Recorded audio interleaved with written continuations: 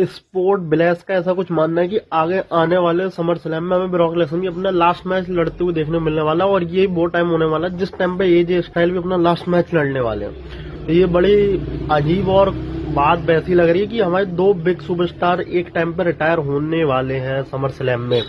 क्योंकि summer slam इस बार Brock Lesnar home town से, तो ये रिपोर्ट आ रही है कि ब्रॉक लेसनर रिटायर होना चाहेंगे अपने होम टाउन से, जो बढ़िया बात है और होना भी चाहिए। लेकिन अभी मुझे नहीं लगता ये ब्रॉक लेसनर को अभी एकदम से रिटायर दे देंगे। वैसे वो देखी जाए तो ब्रॉक लेसनर खुद का मानना है कि मैं हाफ रिटायर तो हो चुका हूँ, क्योंकि मैं जैसे आता हूँ फिर लड़ता हूँ चला जाता हूँ, तो मैं रिटायर तो हूँ एक हिसाब से।